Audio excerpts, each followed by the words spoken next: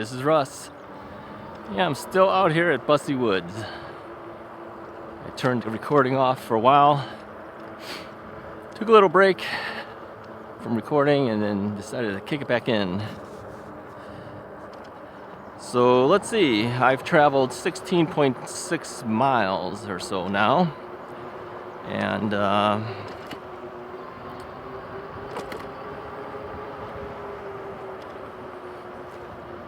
we got a ways to go, even just to head back.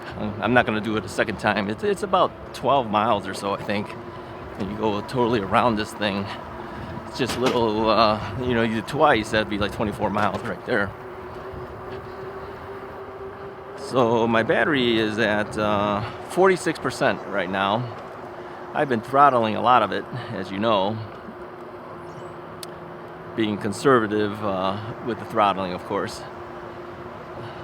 Trying to stay within around the 15 mile per hour range, so I have not been going fast at all. The non-electric bike guys are going faster than me, I think. Some of them are.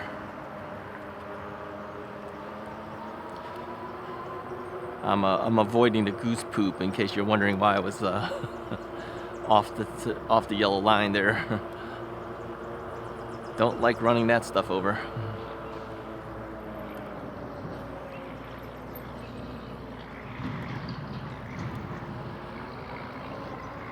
So yeah, it's been a nice day. It's, if I had to guess, it's about 65 degrees probably by now. 63, 65, somewhere in between there. They said that the high today will get to the upper 60s, but who knows?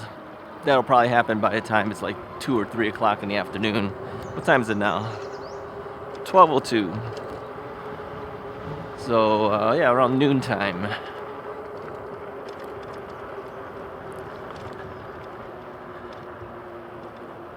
Yeah, nice leisurely ride today. So what are we going to talk about today? Well, the last one we did, we talked about some of the safety things you should do before taking your bike out. Since it's the time of the year where people are now starting to get back out riding.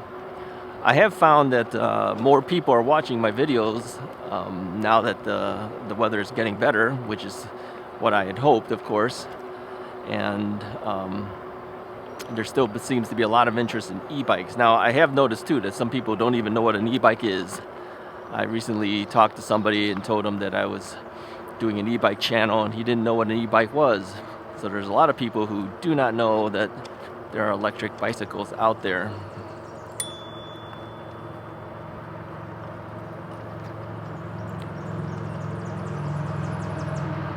We need to educate them. The problem is the more you educate them, then more people come on the path, and then you're competing with all the other people. So the selfishness in me says, I don't want all these people on my path. I want it all to myself, but yeah, you're not going to get it all to yourself. Eventually people will be out on bikes. All right, this is where we came in for Bussy Woods, so this is where we're heading out. Head back out this way.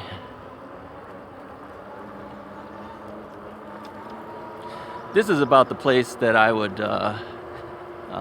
place an order for Chinese food. Pick it up and take it home. Believe me, I'm tempted to do it.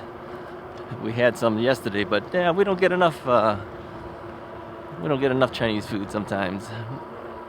Yeah, well, you tend to think you're Chinese, you probably get a lot of Chinese food. Not always. We don't always cook it. And you can't get the same basic flavoring as some of the restaurants can get, because they got that wok hei. Wok hei is the breath of the wok. It's that distinctive flavoring that only you can get from a big fire and a big wok and flames that come over the top of the wok and hit up those little oil molecules as they toss the thing around in the wok. That's how you get that flavoring. Yeah, I have a big wok. But I have an outside burner, it's like 65,000 BTU. But even that's not enough. You need that flame really coming up over the top, and well, you need a restaurant quality to do that. We don't have that type of ability in the houses, unless you like big flame coming out over your stove. Yeah, don't let them fool you when they say, "Oh, you buy this wok, it's gonna taste like the restaurant quality." No, it doesn't. Most of us can't do it because we don't have that kind of fire coming out of our burners. Nah, I don't think I'll order it. I'm just gonna gain more weight. So, since we're not going to do that, what are we gonna do? Well, I'm gonna eventually have to turn on the map again, get myself back. Now, even though I've done these rides many times, it's always good to have the map kind of remind me. And if I happen to take a wrong turn somewhere, it'll help find me back on the proper path, right? I only turn it on after I cross the street or get closer to my street intersection. Right now we're still technically on the path, so it kind of searches for streets really more so than this path.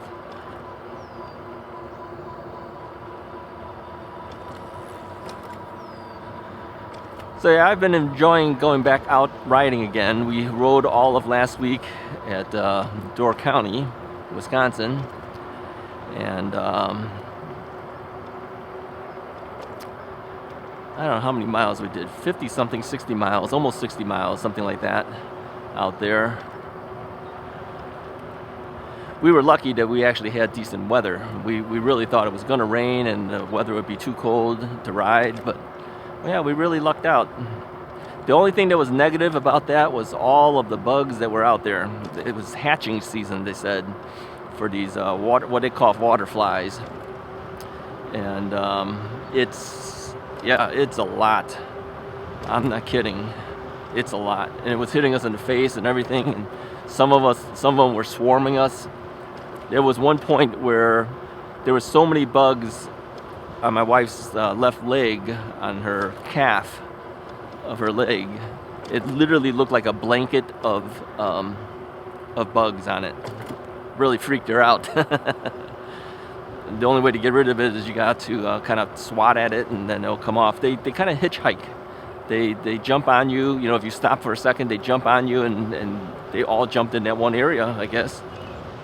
I mean, I'm not talking a few bugs, and these are really small, little bigger than a gnat, but smaller than maybe a mosquito. But it literally looked like black blanket of bugs on her calf. That's how many were on there. They don't bite, they just irritate you. And so the Forest Preserve people told us that they are just a nuisance, and it only stays for 2 or 3 weeks, then they're gone. So probably by the time Memorial Day weekend comes around for the opening of their season out there, they probably won't have any, or very few in comparison. We just happened to hit them at the right time. We hit it at the time when they were hatching.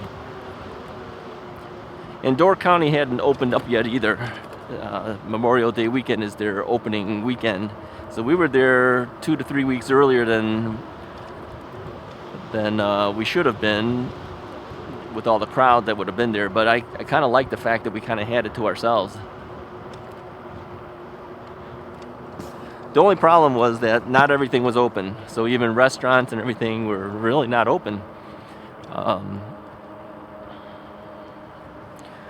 One of our viewers, Paul Ketchum, had mentioned or had asked, you know, what did we get to eat out there? Let me tell you what we ate. You'll kind of laugh, but there really wasn't a whole lot of choices out there. My wife is very picky on what to eat.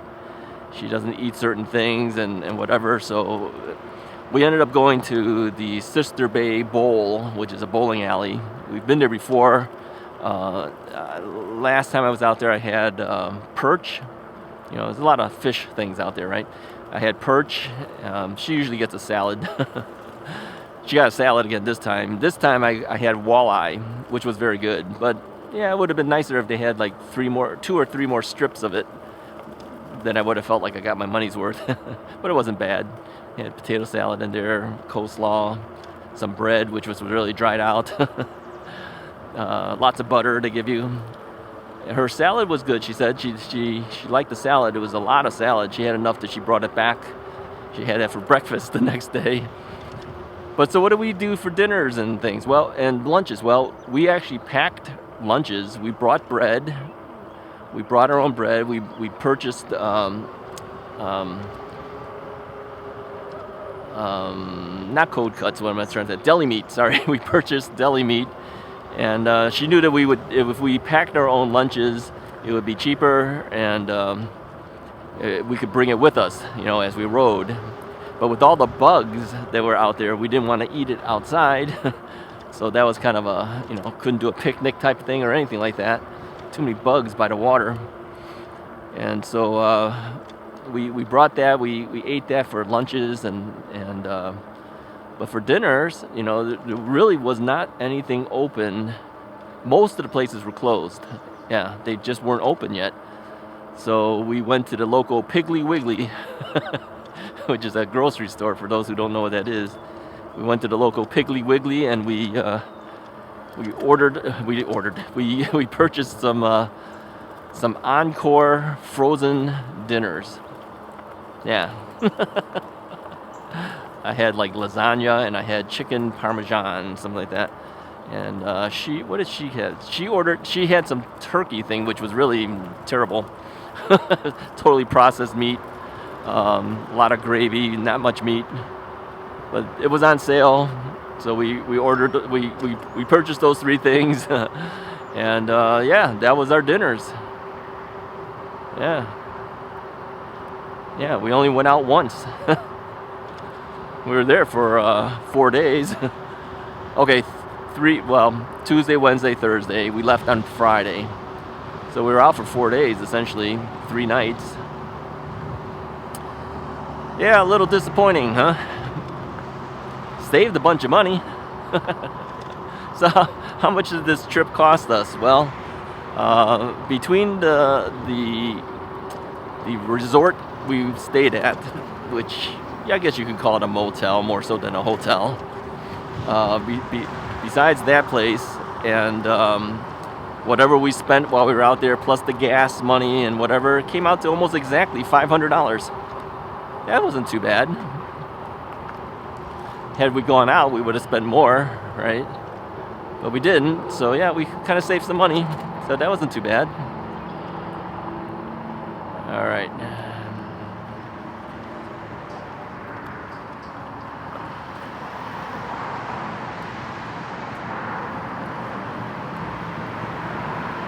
Let's go through this tunnel.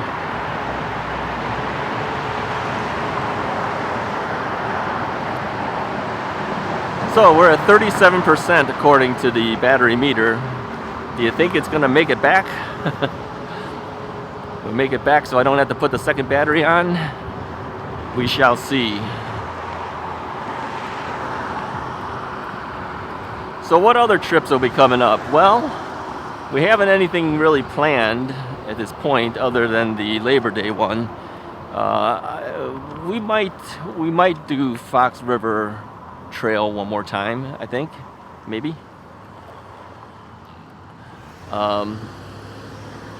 Because push button to cross. Okay, let's push this button. We may do that. I'm not really sure. Depends on Mrs. Wright. If she decides it's okay to go, then we'll do it. If she decides not to, then we won't. So it's kind of up to her. We decided really the best times to go is during the work week, and sometimes she takes Fridays off sometimes as part of her vacation things, and so if she does that, then we have a chance to do it on Friday. We really prefer to do that over doing it on a weekend because it's going to be a lot of people. If you do it on a weekday, you have a better chance of having more space to yourself. So we prefer that. Okay. I told you about the guy who yelled at me before saying that my bike was in his way and he couldn't cross over. Well, you don't have a whole lot of space right here. Let me show you. This is really all the space you have for your bike. So my bike was here and he's trying to get past me and he's just yelling at me for blocking his way. But come on, people trying to cross over, they have to face their bike forward. So yeah, your bike is gonna kind of get in the way. But just, you know, you could nicely ask someone, oh, can I get by? You know, you don't have to call the guy names and everything. But yeah, there's some people who are just not friendly, you know. I didn't see him coming, by the way. If I seen him coming, I would have moved, but I didn't see him coming. Yeah, I don't like people like that. How about you?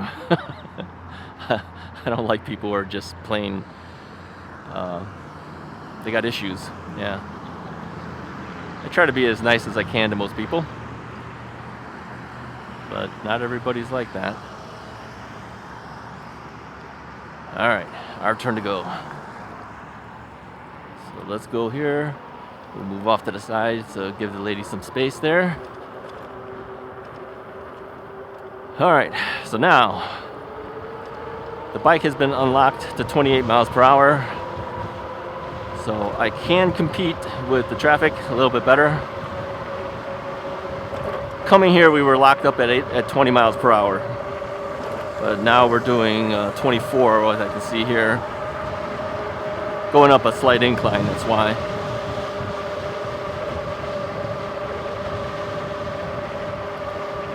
I did not turn on the map yet, but I will a little later. I know roughly where I need to go for now.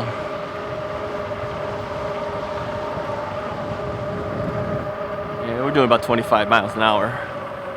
Going up a hill, slight incline, yeah.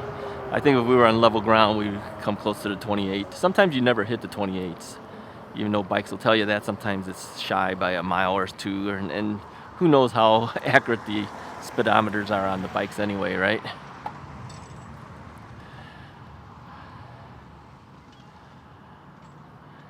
So what I usually do is I pull up right next to a curb, so I can put my leg down on a curb. This way I can stay seated on the bike, because I usually have my saddle up pretty high so I can get decent leg extension, as you know.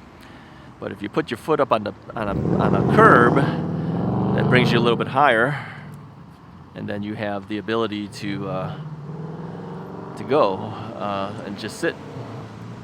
A lot of people like to stay seated when they're at a stop, right? So this is how I stay seated, putting a foot on the curb. Otherwise I'd be tilted over if I tried to stay seated.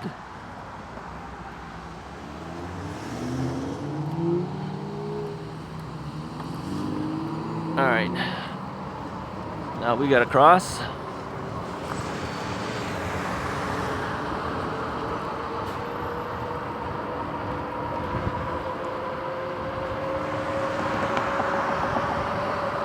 So typically on a street like this, I will go rather quickly. Cars, of course, will always pass you because they're doing faster than you can. But if you're going a decent clip, a lot of them will try to even stay behind you sometimes. So I gotta take a right over here. Put my hand out. The problem is, you know, if you use hand signals, sometimes I want both hands on the steering, right? I don't want to just stick an arm out when you're going too fast. But gotta do it. I know some people use the turn signal things that they can buy, the electronic turn signals. A lot of times cars aren't looking for that. They're looking for your arm. So I suggest if you have it, do both. And then if you're at a stop light or a stop sign and your turn signal's on, and then maybe you'll catch their attention at that point, so you don't have to leave your arm out.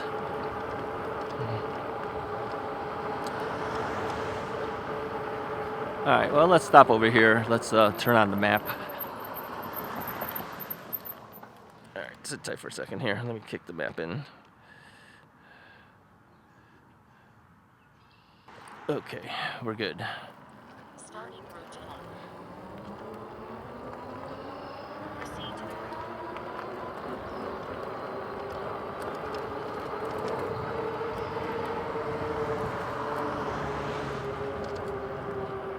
I will say this.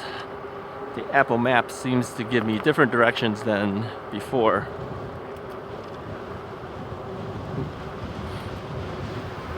Directions that I don't seem to like at this point. It's telling me to turn here. Well, that's like a cul-de-sac. Why would I turn in there? That makes no sense. Sometimes the maps give you goofy directions. Alright, so now it's telling me the proper way to go. It was telling me to go into a cul-de-sac to turn around and come back out of the cul-de-sac. Why would I do that? You do have to kind of know your area sometimes. But you know, if you're out in an area that you don't know, you're kind of trusting the map to tell you where you need to go, right? Now, I know some of you guys use the Komoot map system. Some others use a bike map. I used a bike map at one time. But then they kind of forced you to pay, so I stopped using that. It wouldn't work unless you paid.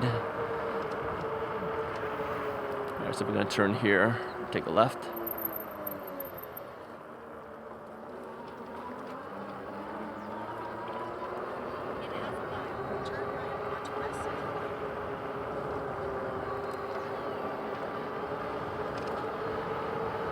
Yeah, this is kind of picking roads that are not the safest. I may have to go by memory. And we know how bad my memory is.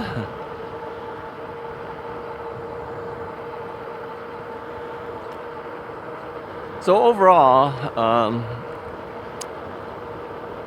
today's ride, as with yesterday's ride, which is really the same day for me,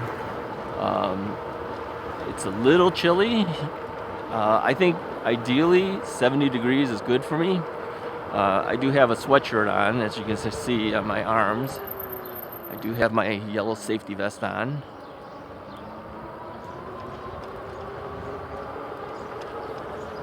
I think I could do 65 to 70 with a sweatshirt, and once 70 hits, then the sweatshirt seems to be fine. So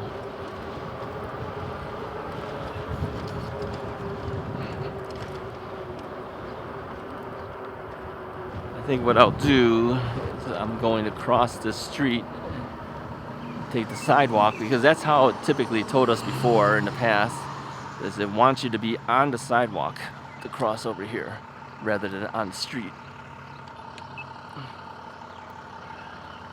And then it is the one area that actually tells you to get onto the sidewalk rather than the street. I've never seen any other area where the sign actually says to do that. It doesn't tell you in this direction to do that, but coming here, if you took this road, it actually tells you to take the sidewalk to avoid this one section.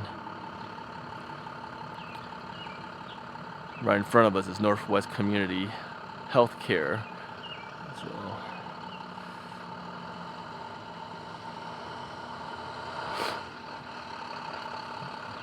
I don't know if he wants me to go or what. I don't know if he's stopping for what.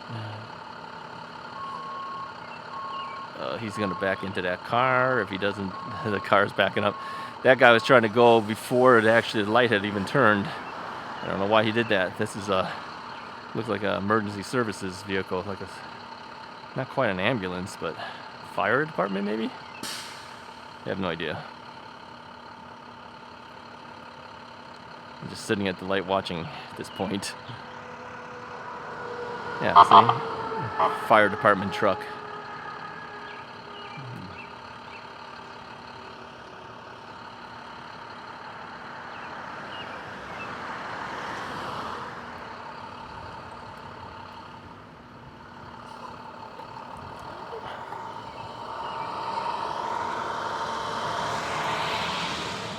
Alright, so we're going to go on the sidewalk over here. Yeah, it actually has a sign coming in the other direction on this road up ahead that we're going to turn left on here, that actually tells you to get onto the sidewalk for bikes. Alright, they need to trim this the bushes back a little bit. There's not much space on this sidewalk. Let me see if I can find that sign. It's right off here on the left. There's all these signs on the left, right in front of this Jeep. That sign actually says, "Bike route, use right lane of sidewalk." Yeah, well, it's the only time I've ever seen that say that. A lot of road repairs are happening again out here. A lot of streets are being repaved.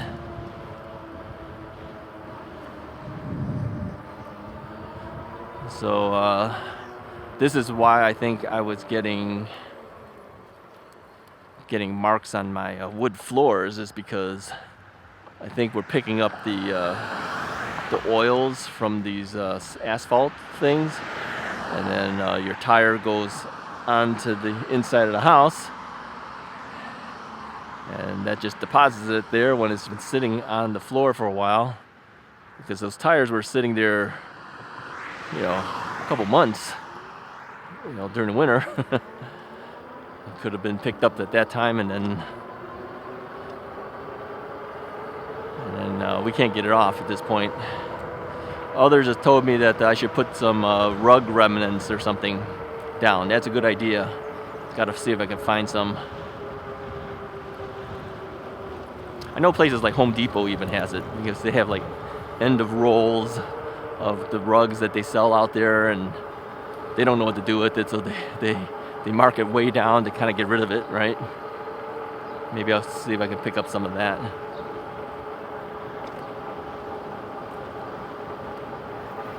Put it underneath some of the tires.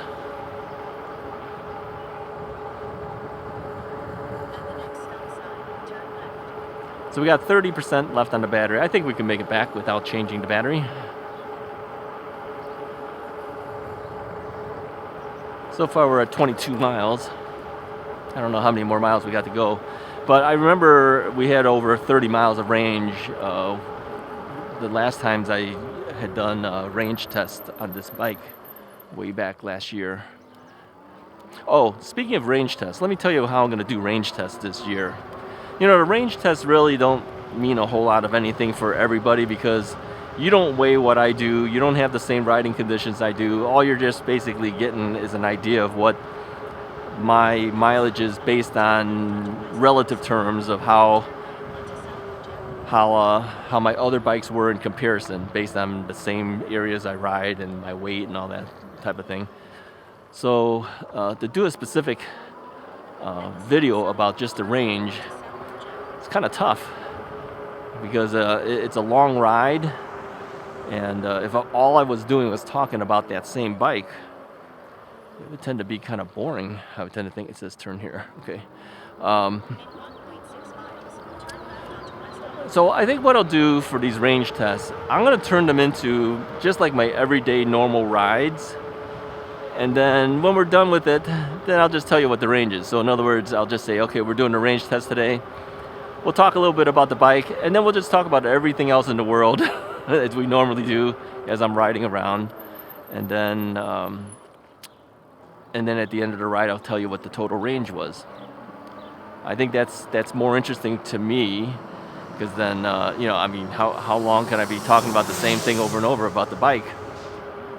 So I think that's what I'll do. I mean, when I make an agreement with a manufacturer to review their bikes, my only requirement to fulfill my contract with them to get one of their bikes to review is to do the one video. Nothing says I have to do a second video for them. I usually do anyway, because I usually do the range test on the second video. But yeah, I'm just gonna do a regular ride this year. Ride it the way I normally ride it, which would be a lot of throttling and some pedaling every now and then. Conservative throttling, of course, like I said. And then I'll tell you what the range is at the end of the day. I think that's going to be more interesting for me, and I won't feel like the video is just boring. How's that?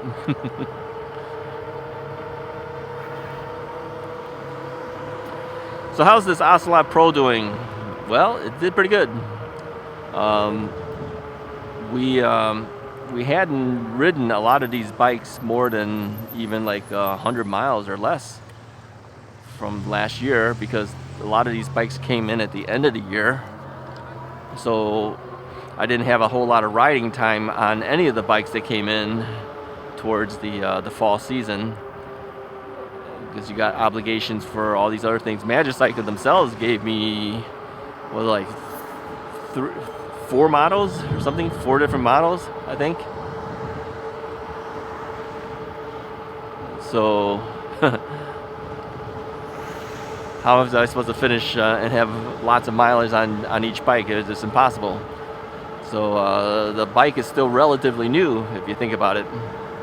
I think it only had like 80 something miles on it when I started out for this past ride to Bussy Woods and back. What do we got on it now? Let's take a look at it. Yeah, 93 miles. We haven't even broken 100 miles on this bike yet. Maybe that's why Magicycle was asking me if I was planning to ride any more on the Ocelot Pro, right? Well, yeah, I was planning to do it. I just hadn't gotten around to it because the other bikes came in this year, of course, and then I've got 2 more bikes to review, and then I think I'm caught up. But there is 1 to possibly 2 more potential bikes coming.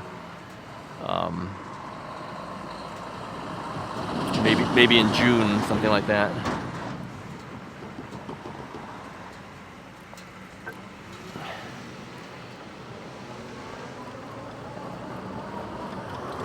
All right, let's pass through here first.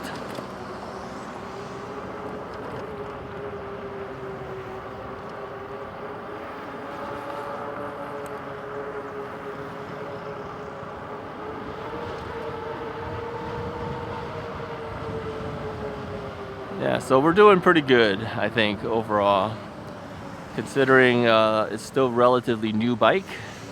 I consider a bike that hasn't even broken 100 miles relatively new. In fact, when I brought the KBO Ranger in for fixing the spokes, the guy asked me how many miles they think you have on it. I go, well, I know it's under 100.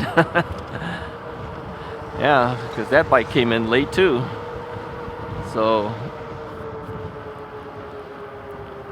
I think the first year, when I first got my e-bike, I rode 2,600 miles on one bike.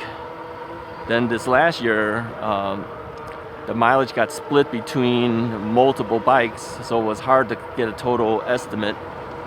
But from my count, I think it was close to 2,400 or 2,500 miles, something like that. So we were still very close, but it was spread over many bikes.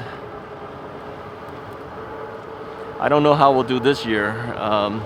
I know the mileage will drop whenever there's review bikes to do. The mileage will drop because you're spending time having to do the review. You're not actually riding for the sake of riding. You're doing other things that kind of take away from the actual amount of mileage you'll actually put on the bikes. But I expect it'll be less again this year, less than even in the second year of riding. Now, for those who are new, and again, I apologize to those who have been with me for a while, and some of these things always are like repeats, but there's always new people who don't know all the history of everything. I think all of you guys know that I had a replaced knee, and that's the reason I bought an e-bike in the first place, is to help my knee out.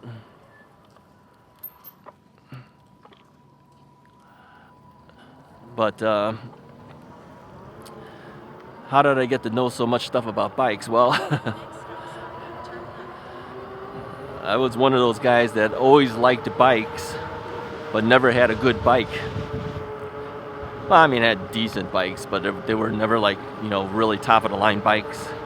But I learned a lot about it over the years because I always kind of read up on it and researched this and researched that. So I know a lot about bikes in that sense.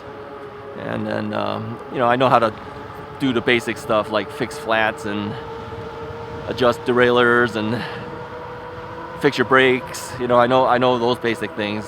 I never had to do the spokes, so that's why I had someone else do it for me. I don't know how to change out motors. If you ask me, can you change out a motor, and the answer would be no. I don't think so. All right, this thing's telling me to turn here, so let's turn it. So yeah, I wouldn't know how to do that, you know. So certain things I can do, the basic maintenance things I can do, but you know, swapping motors out and things, I would not really know how to do that.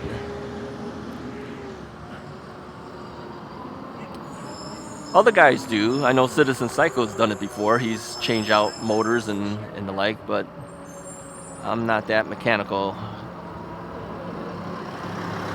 compared to what he's doing it for that. And he's modified a lot of his bikes, as you know. I don't do too much of that. I don't really modify my bikes. What I do is I add things to it, like, you know, I'll add a cell phone holder.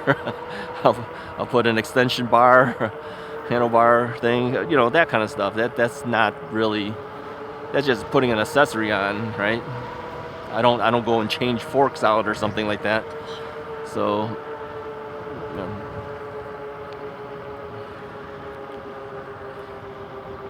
And although I like my speed, I don't go crazy either.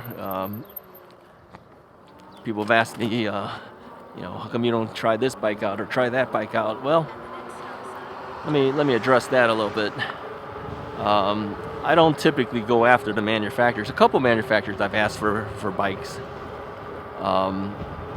Most of them just ignore me. Just like I ignore some of those guys. You know, I don't take every bike either. But why not take some of the other bikes that are faster and try them? I like my speed, but I don't like my crazy speed, okay? 28 miles per hour to me feels really fast. And I'm perfectly fine with a bike that just goes up to 28 miles per hour. You know, if one can do 32, 35, 40, okay, that's fine, but it's not me. That's not really what I really want to do. I just want to stay in a competitive mode with the traffic, but I don't want to kill myself accidentally by going too fast and falling off either. So that's why some of the bikes that are out there that can do that doesn't have that much interest to me. One company is actually very close to me, and I think that's Wired. It used to be called Wicked, I believe. They're actually in a town very close to me. It's kind of surprising they haven't reached out, but maybe they don't need to. Or maybe they've never heard of Russ Is Right. I'm surprised that a lot of people in the industry may not actually know all the channels that feature e-bikes.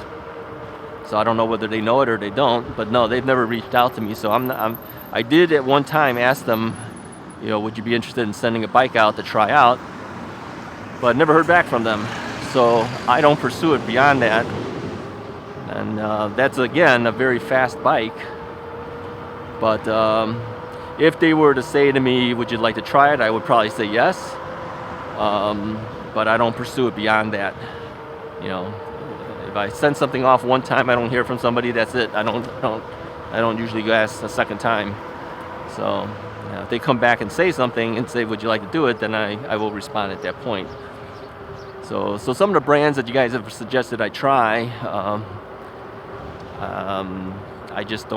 don't go out of my way and ask for it. I just kind of leave it to them if they need that kind of marketing type help and they want a YouTube person to review it. If I think it has merit, then I will. If I don't, I don't. So we can't hit every bike. First off, there's just too many brands out there. And some of the brands have hit multiple YouTubers, including me. I've turned a lot of them down. Then I see it on YouTube with other people reviewing them. But yeah, I've turned a lot of stuff down.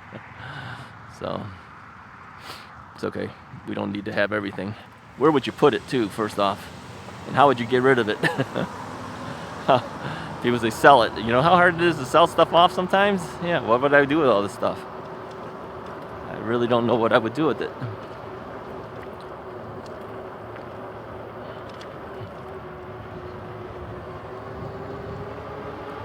All right, we need to turn here, but I've got cars in my way. I'm gonna pull off to the side here and let these guys get ahead of me. This is always a hard one for me to turn because I need to get to the left. Cars are always behind you sometimes, and then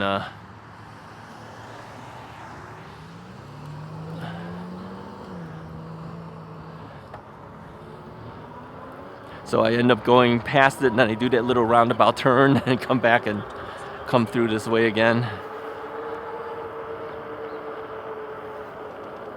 So yeah, you won't see certain things being reviewed because I don't pursue it.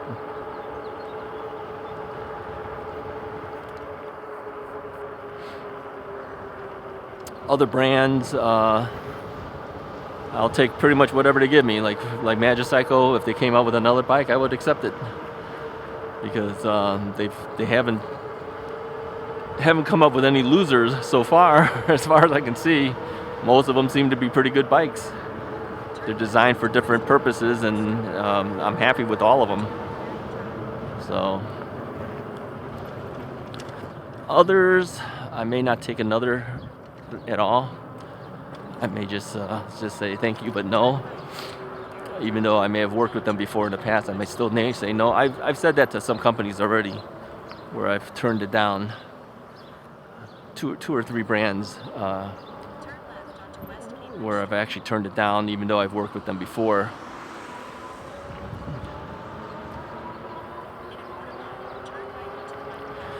A lot of it too happens to be the torque sensor issue now.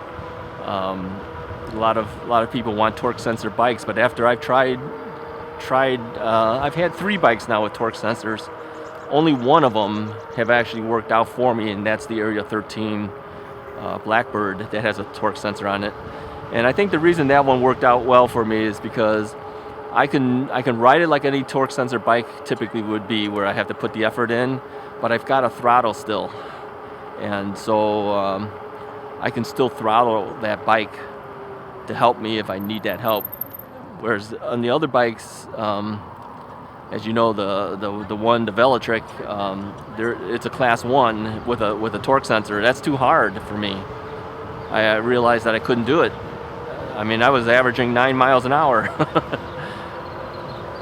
To me, to have an e-bike only going 9 miles now, I can't talk. Only going 9 miles an hour feels like I might as well just be riding a regular bike. Of course, I know I can't even that because it would be too hard for me to do with my bad leg strength. So the whole thing with this torque sensor being so popular, I can see more bikes coming up with it. I'm not really in favor of it for guys like us that have problems with our legs and knees and hips. I think the cadence sensor really is better suited for us because it helps us easier. Now, the drawback, though, the drawback of this is the ghost pedaling that we have sometimes, where it feels like you have no resistance at all, but all you have to do is move your leg. If you keep it moving, it's going to go like 20 miles an hour if you want it to. That's what happens with the Magicycle commuter bike. I can do 20 miles an hour on that bike. All I have to do is keep my legs moving. I don't even have to feel the resistance. I'm doing that right now. I'm just keeping my legs moving, and the bike is moving because the cadence sensor will say, okay, he's on pedal assist level, whatever, and it's just going to keep you going to that level as long as you keep moving your legs. So, yeah, more bikes are coming in with torque sensors, and it may be good for some people, but not for everybody. In my case, it's not that good for me. So if a bike had the torque sensor option on there, I would tend to lean towards saying no, because I can't ride it very well. I mean, I could do a review of a bike that had it, but I have said to some of the, and let's take this. I have said to some of the other manufacturers who've reached out to me and told them that, thank you very much, I appreciate the offer, but I can't ride this bike very well based on those factors, and you're better off maybe going to another influencer I love that word, influencer. And they come back and they say, yeah, we appreciate your honesty about it. Maybe in the future, if we have something else, we'll let you know. So yeah, it works out. You don't have to take everything. You know, things come back. Sometimes they won't contact you. Sometimes they will. But it doesn't do anybody any good if I can't really ride it and do a good review. See, sorry for the noise. I got some bugs climbing underneath the helmet here. The manufacturers lose out because they spend a lot of money sending it to you. First off, they got to send you a product, cost them money to ship it as well, only for you to give a bad review because you can't function. And that's not right. So it's just me. I don't want to do a bad job on anything. Do a fair job for what they ask you to do in exchange for their bike, right?